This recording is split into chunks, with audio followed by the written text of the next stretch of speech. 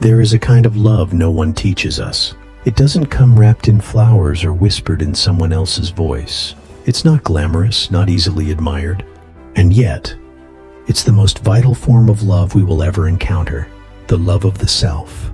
But let's be clear, this isn't the self-obsession we see paraded on social media, the surface-level affirmations, or the curated displays of self-care. No, this is something ancient, something radical, something philosophical. True self-love begins where illusion ends. In ancient Greece, the maxim, "Know thyself," was carved into the walls of the Temple of Apollo at Delphi. Socrates echoed it often, not as a suggestion, but as a sacred duty. Why? Because without knowing who we are, what we value, what we fear, what wounds we carry, how can we possibly claim to love ourselves? To love blindly is to worship a stranger, and many of us are strangers to our own souls. Carl Jung once wrote, "The most terrifying thing is to accept oneself completely." And he was right, because real self-love isn't about comfort, it's about confrontation. To love yourself, you must first face yourself. Your shadow, the parts you hide, repress, and deny, must be invited in. That anger you swallow, that envy you bury, that pain you pretend doesn't exist. They are all pieces of you. To exclude them is to practice conditional love. But the soul cannot bloom under conditions. We are taught to perform for love, to earn it, to prove our worth through achievement, appearance, or approval. And so, we internalize the idea that we are only lovable when we are good, attractive, productive, or needed. But philosophy demands a deeper inquiry. Am I lovable even when I fail? Even when I'm messy, moody, afraid, or lost? Can I offer myself grace? Not because I've succeeded, but simply because I exist.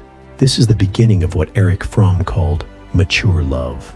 It is not a feeling, but an act of will, a decision to care for, to respect, and to know the self without escape.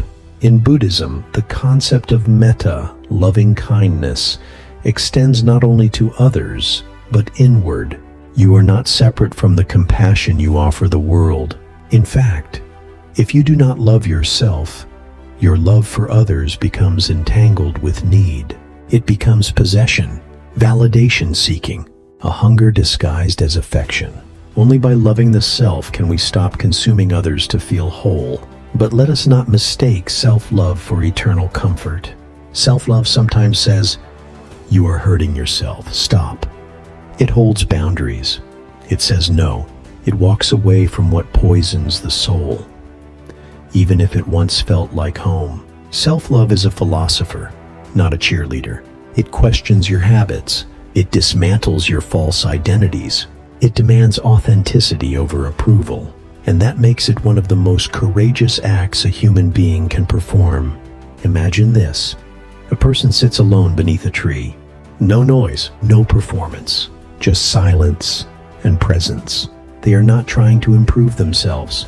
They are not chasing anyone's validation. They are simply being. And in that stillness, they begin to hear something, a faint whisper beneath all the noise of the world. It says, "You were never broken, only buried." That is self-love, not a destination, but a slow unearthing. In a world that profits from your insecurity, to love yourself is an act of rebellion, to befriend your flaws, to cherish your weirdness, to forgive your past. That is spiritual warfare, and most people will never fight it.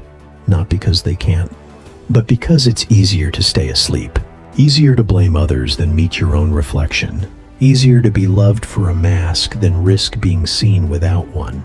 But if you dare, you'll find that what you feared inside yourself was never a monster, only a misunderstood messenger. And when you finally listen, you begin to heal, not by fixing yourself, but by befriending yourself.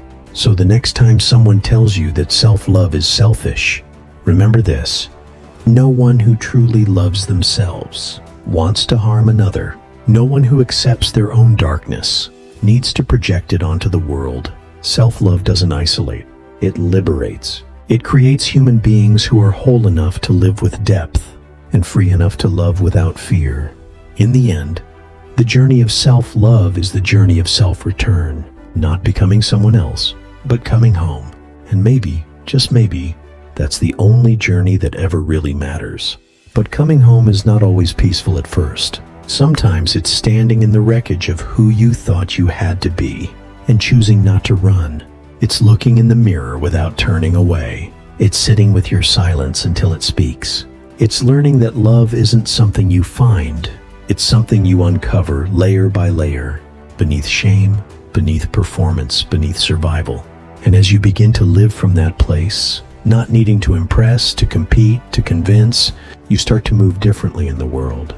Quieter maybe, but truer. More rooted, more real. Self-love is not the end of your becoming.